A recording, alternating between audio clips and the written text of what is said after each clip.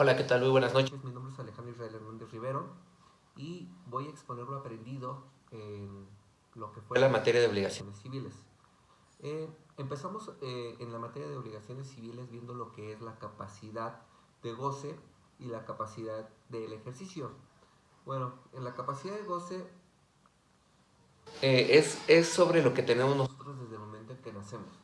Y la capacidad de ejercicio se empieza a ejercer a partir de la mayoría de edad, cuando uno cumple la mayoría de edad. Después empezamos a hablar un poquito más adelante en la materia sobre las declaraciones unilaterales y las declaraciones bilaterales. Las declaraciones unilaterales hablan sobre una sola persona que está dando una declaración para hacer algo, sin crear una obligación a una persona en específico. En este tema estuvimos hablando sobre el testamento, sobre la voluntad anticipada y sobre la tutela voluntaria. En el testamento, pues bueno, todos sabemos que es una declaración unilateral porque es una persona que está diciendo a quién le va a ceder todo aquello que él ha creado en toda su vida. En la voluntad anticipada, las personas están hablando sobre cómo van a terminar los últimos días de su vida cuando ellos ya no tengan raciocinio o simplemente ya no tengan conciencia. Y en la tutela voluntaria, designan ellos a una persona para que ejerza la última voluntad por parte de una persona. Después hablamos más adelante sobre lo que son las declaraciones bilaterales. En este tipo de declaraciones bilaterales entraron la parte de los contratos, donde una persona adquiere responsabilidades o obligaciones y la otra adquiere derechos. Eh, Vimos los dos tipos de contratos, que uno es un contrato privado, en el cual pues se ejerce entre dos personas sin, sin realizar frente a un fedatario público. El otro tipo de contrato pues es un contrato notariado, donde donde una persona con fe pública le da validez al contrato. Este tipo de contrato ejerce efecto por fe pública y el contrato privado ejerce efecto por medio de un juicio. ¿Por qué? Porque bueno, eh, carece de antecedentes registrables. Entonces, para efectuar la validez de este tipo de contratos privados, se tiene que hacer un juicio y de esta manera, pues poder hacer válido dicho contrato. También vimos lo que eran los actos solemnes. Los actos solemnes, pusimos dos ejemplos. Uno fue el testamento y otro fue el matrimonio. Estos actos solemnes tienen que estar realizados por un órgano del Estado, para que tengan validez. Eh, ya después ya entramos en la materia de obligaciones, en la materia de lleno, sobre cómo es una obligación y bajo qué se rige. Hablamos sobre que se rige por regla, por norma y por ley. Hablamos de que por regla es algo verbal, por norma es cuando ya está escrito y por ley es cuando está plasmado en lo que es un proceso legislativo que ya se volvió ley y ya, por ejemplo, en nuestro caso, pues se encuentra plasmado en lo que es la Carta Magna. Ya de ahí empezamos a hablar de diferentes tipos de contratos y obligaciones. Hablamos sobre lo que fueron las obligaciones conjuntivas y alternativas. Este tipo de obligaciones es cuando más de una persona adquiere una obligación en común acuerdo. Después hablamos de las obligaciones mancomunadas. Es cuando varias personas están de acuerdo en adquirir una obligación para solventarlas entre todos. Obligaciones divisibles es donde las personas están adquiriendo una obligación y cada quien va a tener cierta, va a responder sobre cada obligación. Eh, Hablamos sobre las obligaciones del dar, el hacer y no hacer, eh, cómo le daba certeza en la obligación del pago. Su mismo nombre lo dice, es una obligación sobre una persona que tiene que realizar cierto pago en un tiempo determinado y del plazo, eh, y del plazo. Estas iban en conjunto. Una del pago era donde habían pactado un monto y el plazo era en el tiempo determinado. Estos eran los tipos de obligaciones que habíamos visto que se pueden contraer dentro de las obligaciones como persona. Estuvimos viendo después la parte de los contratos y antes de hablar de la parte de los contratos quería hablar sobre los requisitos de validez, que es la capacidad, el objeto, motivo, fin lícito, la ausencia de vicios, eh, el consentimiento, y la otra es la formalidad. Todo esto le va a dar al contrato la seriedad y vamos a tratar de que el contrato no sea viciado o tengamos que llegar al término de los contratos. Vimos demasiados tipos de contratos, fueron muchos ejemplos.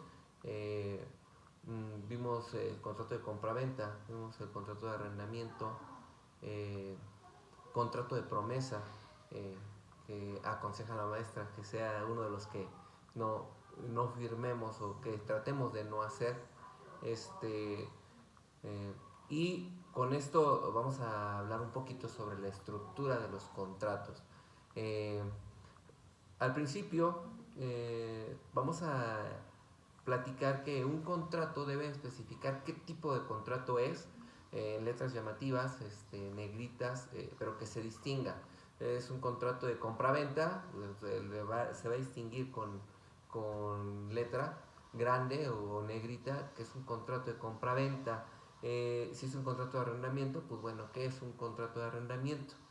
Después de eso vamos a hablar de los datos generales de la persona las personas que van a celebrar dicho contrato. Recordemos que un contrato es un acuerdo entre dos partes de buena fe. Entonces es un acto entre dos partes donde van a acordar, uno va a recibir derechos y el otro va a recibir obligaciones y los dos van a firmar en conformidad. No tiene que haber vicios, como no debe de ser forzado, no debe, todo tiene que ser con consentimiento por ambas partes para que se dé bien el contrato. Bueno, después de haber puesto los datos generales de las personas, vamos a poner quienes lo están celebrando. Bueno, es parte de los generales. Eh, el objeto, vamos a hablar sobre el objeto del contrato, qué es lo que está solicitando, qué es lo que se está solicitando o lo que se va a hacer. Si es la venta de un inmueble, en el objeto pues muchas veces se define cuántos metros abarca, el frente a qué dirección da, si da al norte, al poniente, en algunos viene hasta inclusive la latitud y la longitud para ubicar exactamente el terreno, el inmueble. En los bienes muebles, pues bueno, se va a especificar cómo se entrega el mueble, ¿no? Si es un mueble nuevo, si es un mueble usado, qué características tiene, colores, todo lo que se pueda definir en el contrato, pues bueno, se va a especificar. Después, preliminar, vamos a poner una parte preliminar. Esto se va a estar repitiendo a lo largo del contrato y lo vamos a ocupar para no poner otra vez toda la redacción, ¿sí? Lo que se vende y se nombra, o bueno, el objeto a realizar en el contrato. Yo estoy hablando de un contrato de venta. Vamos a definirlo bien en esta parte preliminar. Después vienen las declaraciones, por parte de cada uno. Yo declaro ser una persona física con actividad empresarial, viviendo en tal, así, así, así. Y en esta parte de las declaraciones es donde se van a poner. Después ya vienen las cláusulas, que es lo más importante. Las cláusulas, pues bueno, vamos a hablar sobre qué es lo que yo estoy pidiendo, o qué es lo que, al comprador, o qué es lo que lo que me va a amparar a mí en cada cláusula, ¿no? Un ejemplo, habló la profesora en muchas clases sobre los vicios ocultos. Quizás hasta en el contrato se pueda especificar en las cláusulas que el vendedor va a tener que resarcir el daño de los vicios ocultos que se encontraran en el inmueble o mueble. Entonces, pues bueno, todo esto se va a llevar ahí en las cláusulas. Se van a poner, las cláusulas pueden ser muchísimas, las que se nos ocurra. Eh, También podríamos poner lo de los daños catastróficos, que es muy relevante también decirlo, que en qué momentos pierde su efecto el contrato, en qué momento causa efecto el contrato, y bueno, todo eso se especifica en las cláusulas.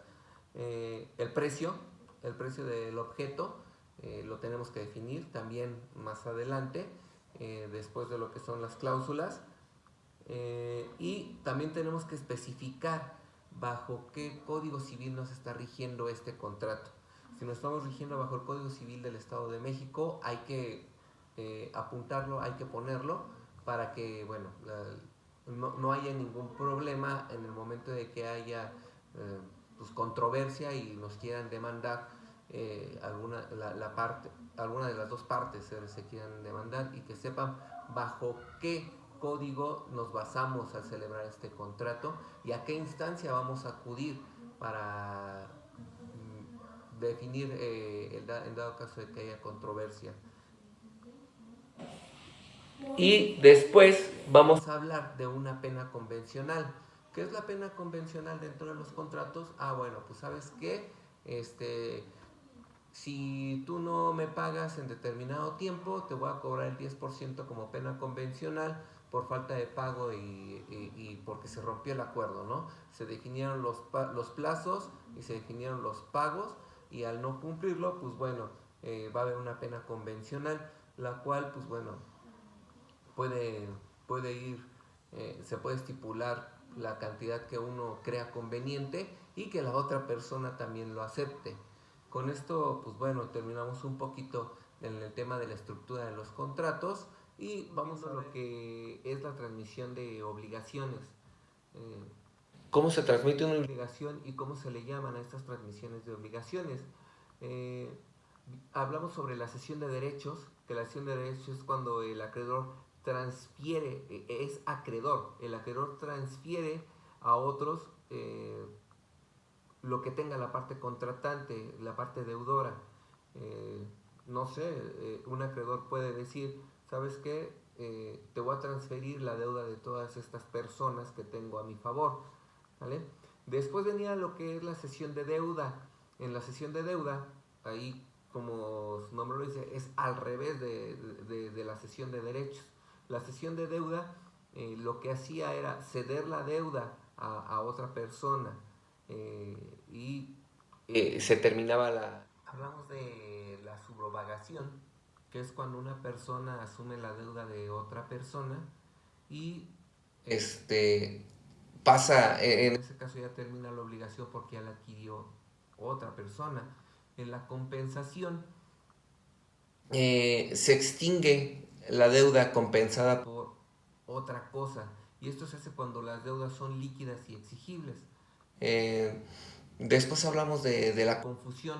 Esta, como su nombre lo dice, es un poco confusa porque tanto el deudor como el acreedor son la misma persona, recaen en la misma persona.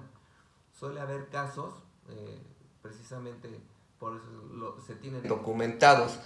Después, la remisión no es más que la condonación del acto de la obligación por parte del acreedor. Eh, el acreedor decide renunciar a a la deuda que tiene su deudor, ¿no? Simplemente dice, pues ya, renuncio a la deuda y esa obligación se exime. Y la novación es un convenio por el cual se obligan y se reemplaza una obligación. Bueno, una obligación se adquiere una nueva. Es así de simple. La novación es que se extingue esa obligación y se crea una obligación nueva. Y esos son los tipos de términos de obligaciones que tenemos registrados. Con esto, pues bueno, termino con la explicación de todo lo aprendido en la clase de obligaciones civiles. Y pues bueno, hay que ser bien claros que todo lo aprendido lo vamos a seguir reforzando con el material adquirido de trabajo por parte de la profesora Claudia. Es un placer, me despido y seguimos en las clases. Gracias, buenas noches.